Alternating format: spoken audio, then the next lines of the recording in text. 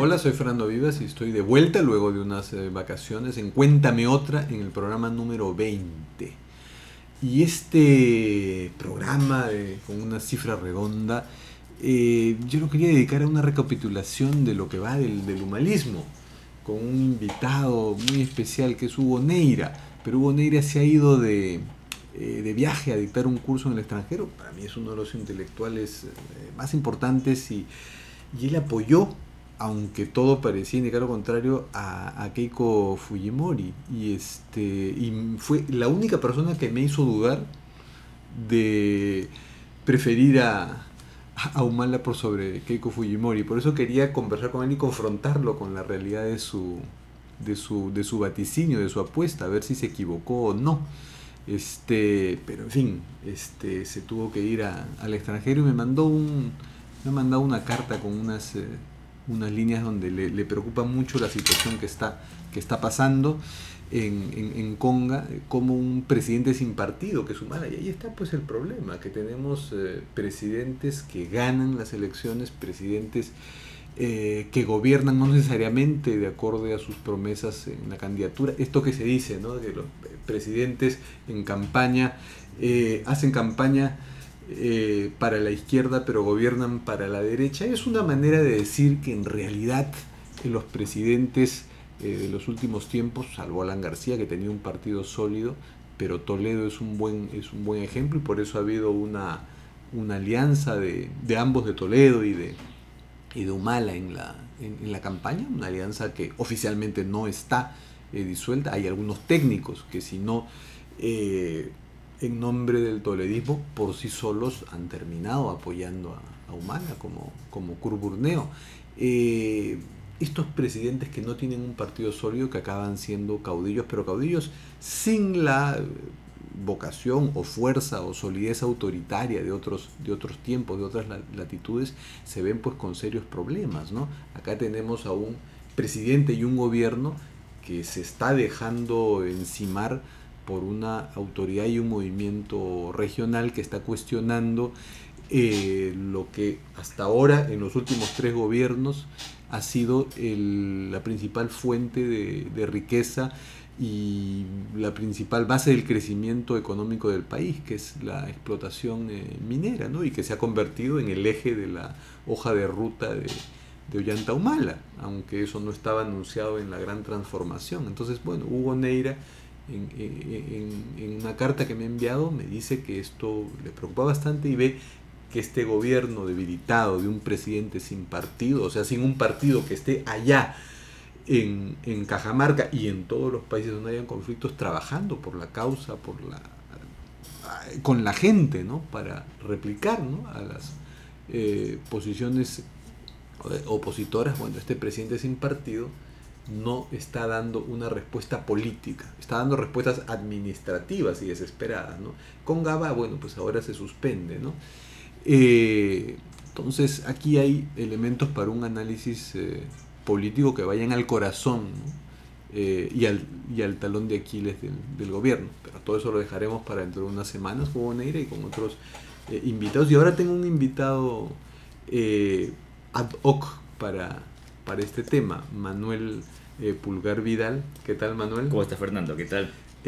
Manuel es abogado especializado en Derecho del Ambiente, es director ejecutivo de la Sociedad Peruana de Derecho Ambiental, y en estos tiempos está muy requerida su opinión, ¿no? Para hablar de estos temas medulares. Gracias. Pero medulares porque estos temas ponen sobre el tapete la necesidad de discutir qué queremos como país, como nación, o sea, no solo como modelo económico, sino como en qué armonía debemos estar con la naturaleza, con nuestro ambiente. Pero empezaría preguntándote desde tu perspectiva y cómo ves el reciente conflicto en Cajamarca.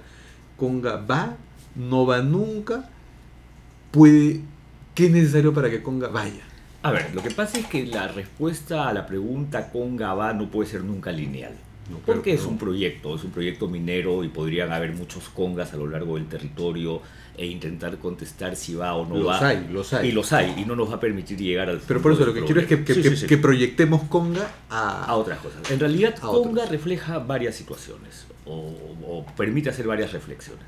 Primero, la manera como se permite o se facilita el acceso a los recursos naturales, se permite su aprovechamiento y la manera como se distribuye la riqueza que este aprovechamiento genera, ha mostrado fallas, ¿no? Muchísimas. Muchísimas. Y claro, y los antecedentes de desconfianza. Antecedentes de confianza, que además ni siquiera pasan tan solo por una Y- empresa y llamada Yanacocha- Yanacocha y Newmont, ¿no? Que es una empresa que se construye en el principal poder fáctico de la región Cajamarca. Correcto, ¿no? y entonces acá hay varias reflexiones posibles. A mí me gusta usar mucho el ejemplo que, y probablemente muchos de los que están viendo esta entrevista, no son completamente conscientes que, por ejemplo, en el Perú se explota petróleo desde más o menos 1860.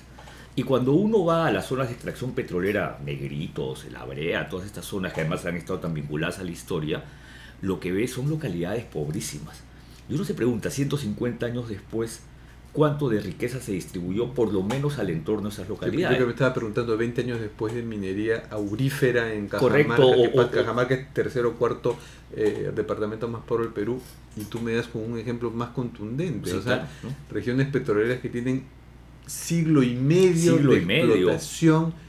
¿Y qué pasa con ella? Y podemos retroceder. La mina Santa Bárbara, la famosa mina de Azogue para La Plata, para Potosí, de la época de la colonia. Huancavelica. En Huancavelica, y Huancavelica es la provincia, el departamento más pobre del país. Y Pasco está en la misma situación. Y Claro. Cajamarca es el segundo o tercero en el índice de pobreza. Y en Bolivia Potosí es un ¿No? desastre. Y entonces partamos de ahí. Entonces la gente dice, a ver, ¿qué beneficio voy a obtener frente al sacrificio que tengo que hacer? Porque acá también partamos de algo. Cualquier aprovechamiento de recursos naturales, en realidad cualquier actividad económica implica un sacrificio. O sea, y cualquier actividad económica tiene un nivel de Un impacto. sacrificio ecológico. Claro, o sea, el hombre, por su simple existencia y por su simple actividad, interviene de alguna manera en la El naturaleza. crecimiento económico nos obliga pues a sacrificios ecológicos. Así es, claro. Entonces, si uno quiere Antes una la- pista... Antes la sociedad hacía sacrificios humanos, ahora hacemos sacrificios ecológicos. ecológicos, y los hacemos Ese es continuamente. el precio ¿ah? del desarrollo. Los hacemos continuamente y se producen situaciones, no me quiero escapar del tema de Yanacocha ni un Conga, pero No, en hacemos, eso estamos, en eso estamos, pero hacemos sacrificios constantes y yo recuerdo cuando construían la carretera interoceánica sur, había una foto famosa de un altar en una iglesia católica en la zona de influencia de esta carretera, y encima de la cruz de este altar decía: Dios mío, bendícenos y tráenos la carretera, ¿no? Entonces, claro, ahí la gente estaba demandando una carretera, y por otro lado habían grupos que consideraban que la construcción de esa carretera podía implicar una intervención a la naturaleza que luego iba a significar o traer como consecuencia Que deforestación. es lo o que le ha invasión, pasado a Evo Morales ¿no? en Bolivia con el TIP. Con el famoso TIPNIS, ¿no? Entonces nos enfrentamos siempre a dilemas, y para volver al tema de Cajamarca, entonces estamos hablando de una desconfianza Que histórica. una desconfianza asentada en la evidencia de que la De que esto no me ha explotación traído minera riqueza, no ha traído no me ha riqueza. traído riqueza, ¿no? Segundo, O sea, una sensación... desconfianza y evidencia estadística, de que esa explotación no ha No ha traído traído. riqueza, Y ahora- no ha aumentado el índice de desarrollo humano en la Correcto, región. y esto por otro lado no solo es responsabilidad de las empresas, esto es responsabilidad central por del supuesto, Estado, ¿no? y compartía con las autoridades regionales, que en los últimos tiempos tienen más competencias para Así la gestión. es, ¿no? Y entonces, y tú dijiste desarrollo humano, y efectivamente, y además el desarrollo humano, cuando lo vemos en su real acepción, que es esta capacidad de empoderamiento de la gente para ejercer en libertad su derecho a optar, eso ni se considera. Entonces la gente no se ve fortalecida en su desarrollo humano. Pero adicionalmente hay una sensación de un Estado débil en la aplicación o establecimiento de condiciones ambientales y sociales sólidas para el desarrollo de actividades económicas. Claro, recién tenemos un Ministerio del Ambiente. El Ministerio del Ambiente es del año hace 2008, tuvimos un pocos CONAM años. el año 94, antes de eso tuvimos algunas otras autoridades, el ENRENA, que era de recursos naturales, y a lo largo del tiempo la gente se pregunta, a ver, tenemos estas autoridades ambientales, ¿qué consideraciones o qué condiciones ambientales y sociales realmente estrictas le estamos estableciendo a las empresas que van a desarrollar una actividad económica de alto impacto, porque la minería, el petróleo son actividades de alto impacto, a fin que las cumplan y a fin de poder establecer este balance sacrificio-beneficio? Existen los las herramientas legales para donde Ahí consten estamos. esos requisitos? Existen los requisitos, pero en muchos casos son muy débiles. Entonces partamos de uno, el estudio de impacto ambiental. El Perú tiene una institución. Quedémonos ahí un momento. El estudio de impacto ambiental debiera estar oleado y sacramentado, debiera ser un instrumento incuestionable. No lo es. Y no lo es. Y el estudio de impacto ambiental ¿Por qué no lo es el instrumento, o debiera ser el instrumento de gestión ambiental más importante de cualquier país del mundo. ¿Por qué? Lo es. Lo es. O sea, esa es su y a pesar de naturaleza, todo ¿no? lo es. ¿Por pero qué? acaba Porque es siendo un cuestionado. instrumento preventivo. Es decir, es un instrumento que te va a determinar los impactos potenciales de una actividad y cuáles son las medidas de mitigación o reversión de esos impactos a fin de que no se produzcan. Entonces, si ese estudio es débil, las consecuencias no van a ser las que Ahora, debieran ser estimadas por el Estado. ¿Por qué es débil? ¿Qué era ¿Es tu débil pregunta? porque la autoría es débil o porque su contenido es débil? ¿O si crees que lo están haciendo técnico? No, por con varias, buen criterio? por varias razones es débil. Primero, porque lamentablemente en el Perú, desde el año 91, que se dictó esta famosa ley de la inversión privada, los estudios de impacto ambiental son sectoriales. Es decir, cada ministerio establece la exigencia a la actividad económica que a su vez está intentando promover. Debieran ser ¿no? multisectoriales. Deberían ser transversales, debería haber una competencia más sólida del Ministerio del Ambiente. Y además, y no debería serlo. En este caso, ¿no? el MEM, el Ministerio de Energía y Minas, ¿no? que es el ente encargado de promover la inversión y de pronto pues no se va a hacer harakiri con un... Así es, aunque el Ministerio de Energía y Minas tampoco es respectivo. que sea un proinversión, también debe tener consideraciones ambientales, pero para generar confianza debiera estar en una autoridad más pero un país transversal. con un apetito de, Sí, de claro, crecimiento ¿no? termina Entonces, siendo debiera salir de ahí. termina siendo pues una especie de proinversión Claro, ¿no? y entonces casi es esperable que va a ser un estudio de impacto ambiental bien generoso con la empresa, que es lo que aparentemente ha pasado. Y es lo que ocurre, y ahorita voy a esa pregunta, y lo que ocurre adicionalmente es que en el Perú los estudios de impacto ambiental los hacemos basados en términos de referencia comunes. ¿Qué quiero decir? Están escritos en una guía que los términos de referencia para hacer un EIA en un proyecto en costa son los mismos para zonas altoandinas o son los mismos para zonas amazónicas. Y claro, si el territorio tiene características tan diversas, los términos de referencia debieran ser ad hoc. Es decir, tú deberías tener términos de referencia para que los proyectos se desarrollen justamente profundizando en aquellas características del territorio que van a intervenir. Entonces sí hay ¿no? problemas en el contenido también. Claro, porque si los términos de referencia... ¿Tú has tenido acceso aparte siquiera Yo de he tenido último acceso de ley al Conga? resumen ejecutivo del estudio de impacto ambiental, que es lo que ha estado circulando, que es un resumen ejecutivo de 138 páginas, no a esta cantidad de que creo sabes bien como de estas 17 cosas volúmenes. ¿no? ¿Y lo que leíste te parece Lo que pasa es que consistente? el resumen ejecutivo no te da toda la información. Creo que en realidad el resumen ejecutivo lo que muestra es que podría profundizarse en algunos elementos de este tipo de estudios. Lo que me lleva a otra reflexión, Fernando, y es que no necesariamente todo tiene que girar alrededor del instrumento denominado estudio de impacto ambiental. Porque el estudio de impacto ambiental es tan solo uno de los instrumentos posibles en la gestión ambiental de un país.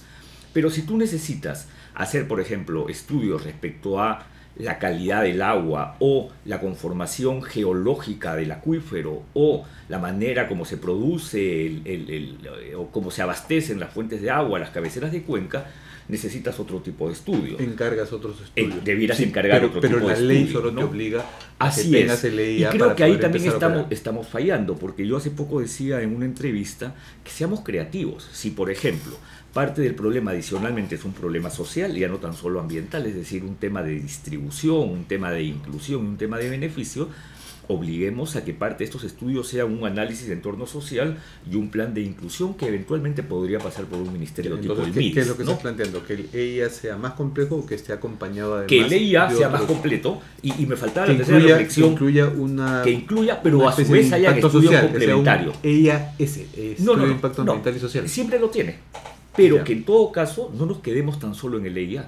Podamos tener algunos informes que en relación a las características del ambiente que voy a intervenir o del entorno social en el cual me voy a desarrollar puedan profundizar y puedan estar destinados a la revisión por otra autoridad. O sea, lo que estás planteando es que aparte de las zonas, de los proyectos que están en lugar de comunidades originarias que ya tienen su ley de consulta previa, que así no es. es el caso de Cajamarca, que porque en fin, Sí, ahí está, Frente de Defensa, sí, está Patria la- Roja, etcétera, sí, no claro. son comunidades No, no. originarias, para poner un poco de humor en que distiende el tema.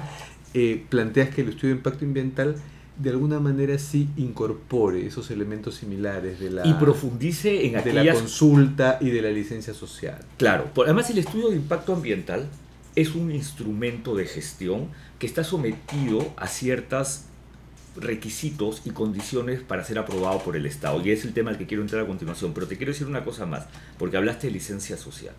Es decir, el estudio de impacto ambiental está sometido a un procedimiento administrativo por etapas. Y eso te da lo que se llama la licencia ambiental, que en el Perú se llama la certificación ambiental. La licencia social es una cosa absolutamente distinta. Y creo que muchos se equivocan y confunden pensar que porque tienes la licencia ambiental, obtuviste la licencia social. La licencia social, Fernando, no es un procedimiento administrativo. La licencia social es aquello que logras con la actitud que tienes con el entorno.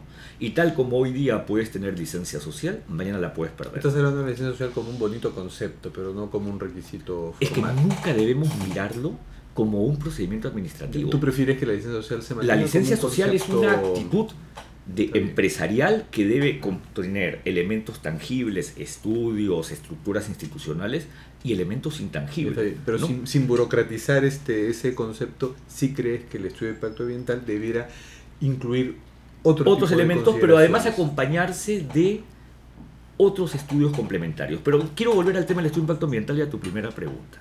Estamos hablando del contenido y te hablé también de los términos de referencia, pero para mí hay una consideración más. Se genera mucha desconfianza respecto al hecho que son las empresas las que eligen a la consultora que elabora el estudio de impacto ambiental, ¿no?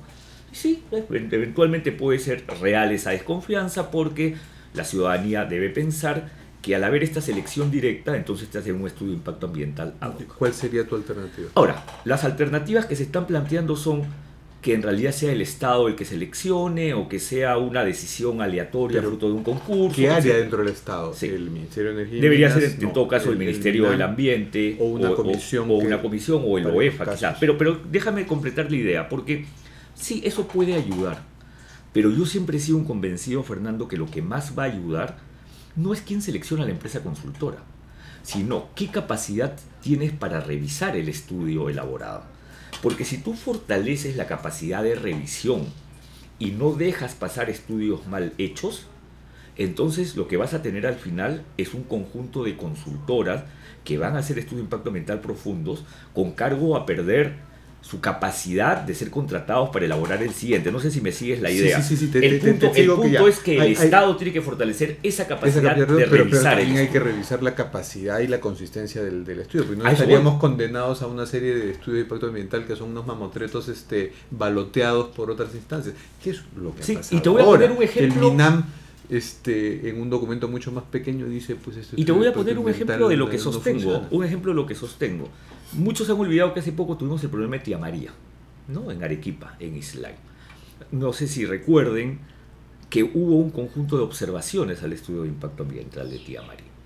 ¿Quién hizo la revisión del estudio de impacto ambiental de Tía María? Una agencia de Naciones Unidas llamada UNOPS, contratada por el Ministerio de Energía y Minas para tal fin. Y se dio cuenta que ese estudio necesitaba ser complementado y le hizo este conjunto de observaciones y el proyecto se ha detenido.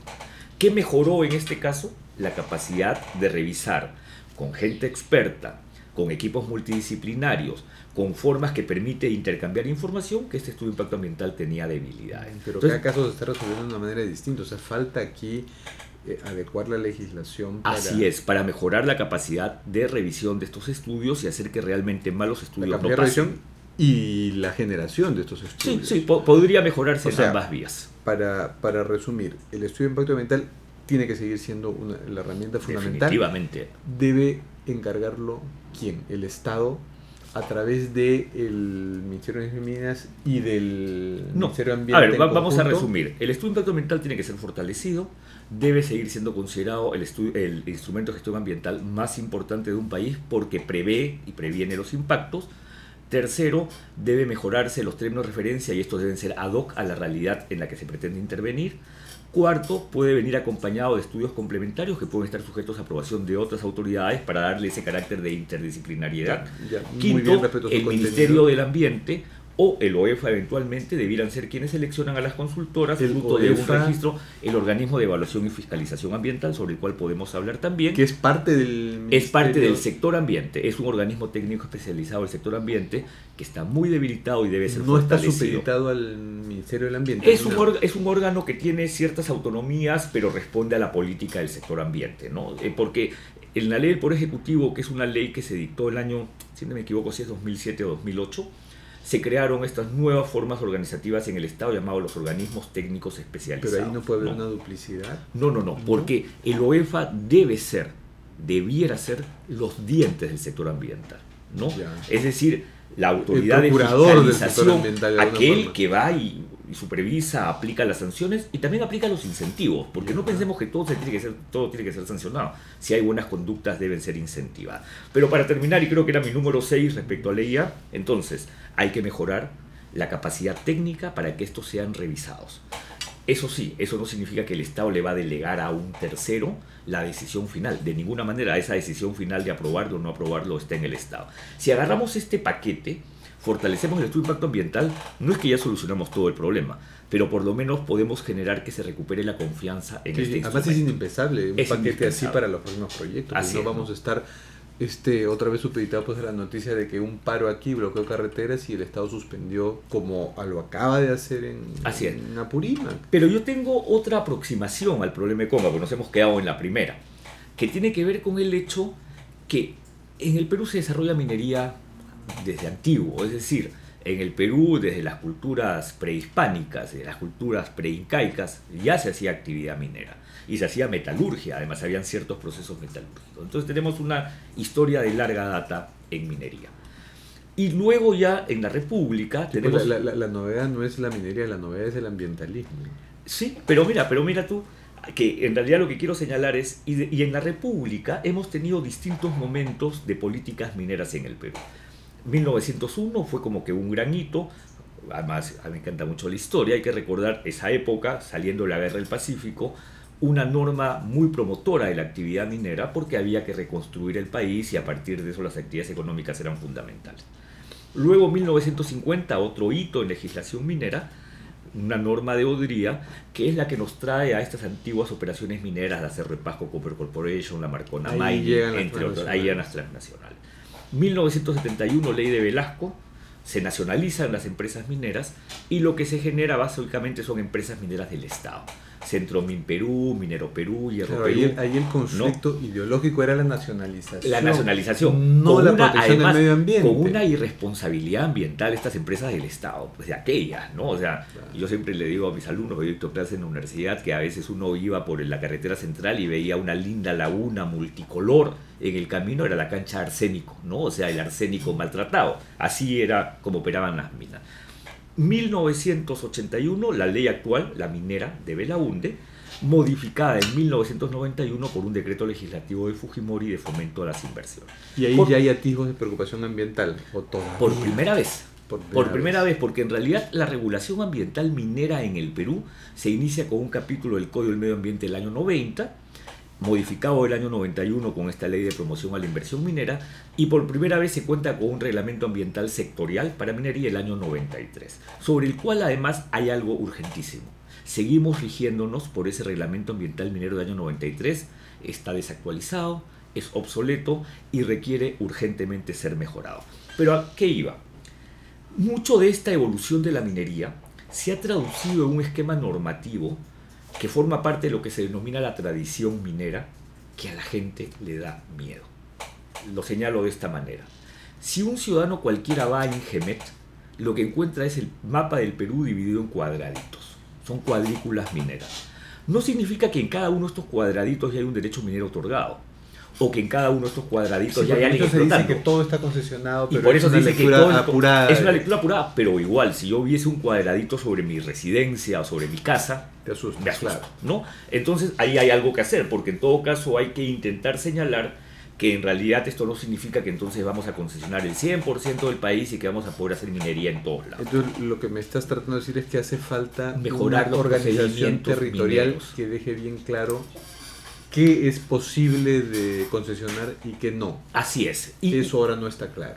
Hay para algunos casos, porque en el Perú, por ejemplo, cuando tú vas a este mapa de Ingemet, se excluyen áreas protegidas.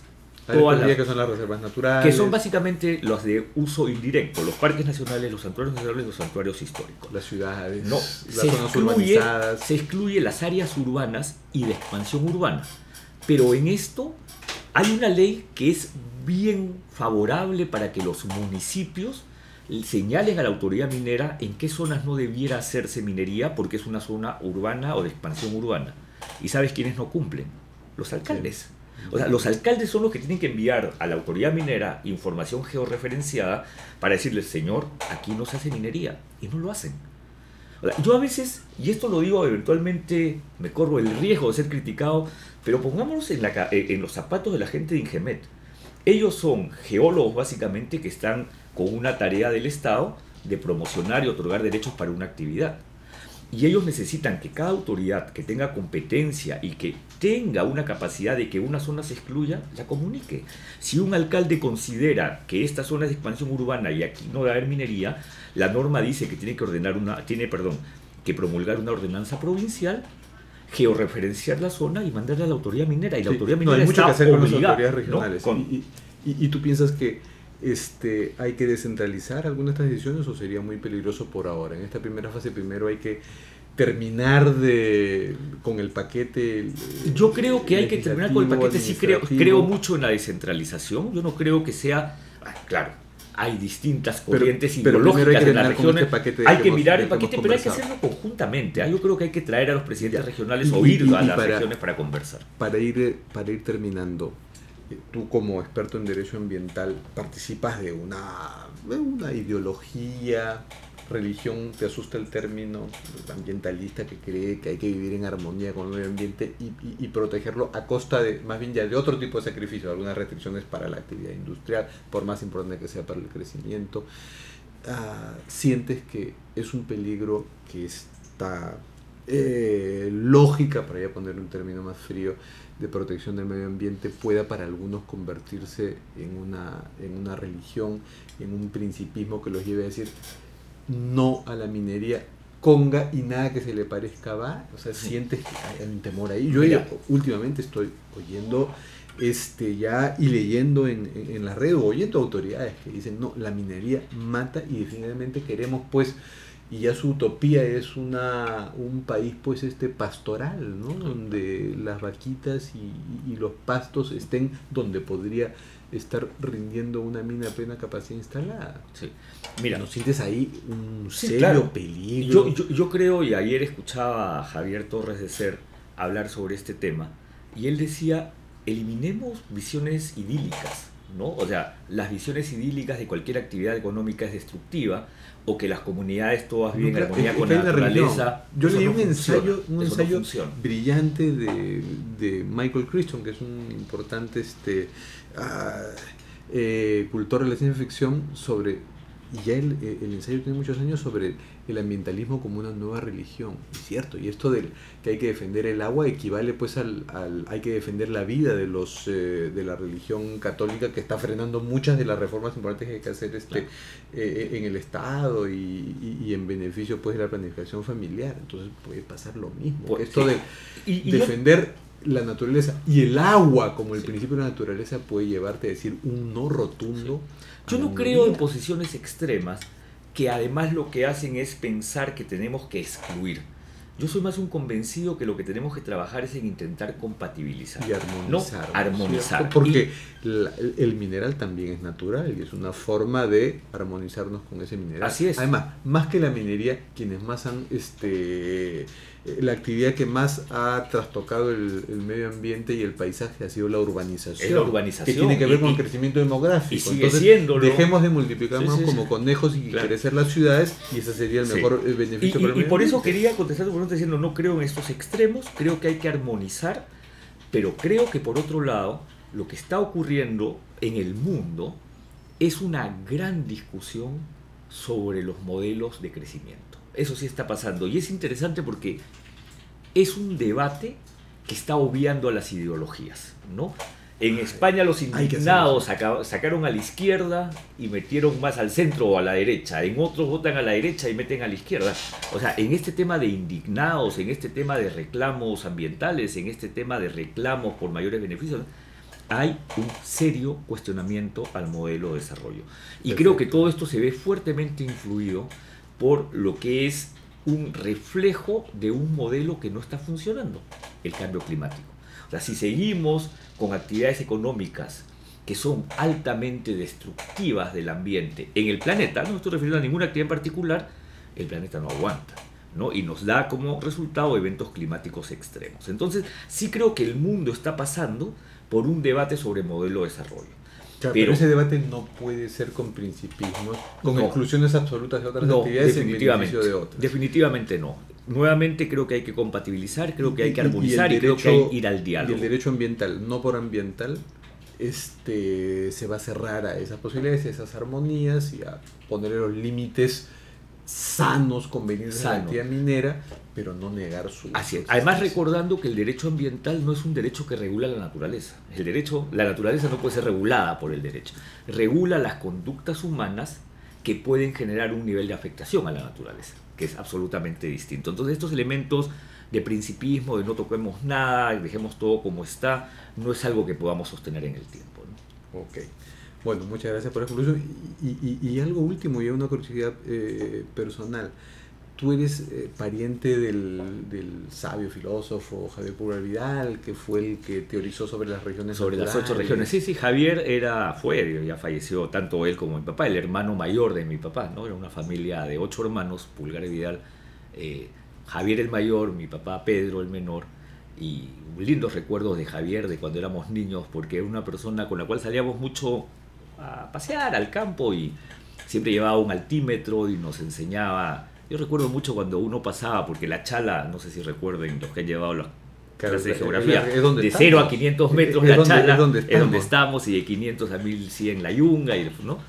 Y él con un altímetro... Acá las mulas son de chala, hay mulas de altura. Claro, y él con un altímetro y nos hacía ver que habíamos pasado de la chala a la yunga y nos hablaba de la vegetación y nos decía distinga, y nosotros éramos unos niños de 8 o 10 años que escuchábamos en Javier ese tipo de enseñanzas, ¿no? Yo tengo un recuerdo, una anécdota de chico, muy chico, habiendo encontrado piritas, ¿no? Y cuando él nos decía que eso se llamaba el oro de bobos, ¿no? Esto porque parece por el brillo, ¿no? Y todos los no niños oro, piensan que es oro y no es oro. Sí, muy buenos recuerdos de Javier, que es mi tío, ¿no? El hermano mayor de mi papá. Y algo de él, de su vocación por la naturaleza, está bueno. Tú has hecho un mix, pues, ¿no? Abogado y ambientalista. No lo sé, y creo, no sé si me estoy equivocando, que Javier era a su vez abogado. O sea, Javier es de esa generación que tenían 2 o 3 carreras, porque hasta donde recuerdo, no sé si me estoy equivocando, Javier era abogado, geógrafo y filósofo, ¿no? Entonces, que le daban un sentido práctico a sus vocaciones. Sí, tenían, ¿no? esa forma de articularlas. Y yo recuerdo mucho que mi papá contaba que muy joven, cuando él estaba en la universidad, él era jefe de práctica en San Marcos de Julio César Tello, ¿no? Del sabio Tello. Entonces, una vida, ¿no? Dedicada a la naturaleza, también mucho a la historia, no solo a la parte geográfica, ¿no? Y una pena, hace poco estuve en San Marcos con un coloquio de geografía, los chicos de geografía de San Marcos, que hay cada vez menos geógrafos, ¿no? Sí, se ha perdido fuertemente la vocación por la geografía, y es fundamental. O sea, identificar el territorio, geografía física, geografía política, geografía económica es fundamental para ordenar y entender nuestro territorio. Los topógrafos, ¿no? Ahí Sí. está cayendo la profesión geográfica. Oye, bueno, Javier, nuevamente Manuel, yo soy Manuel. Perdón, muchas gracias. Estábamos evocando a tu evocando célebre tío. Gracias, Manuel, por Fernando, estar con nosotros. Y nos vamos a una pausa.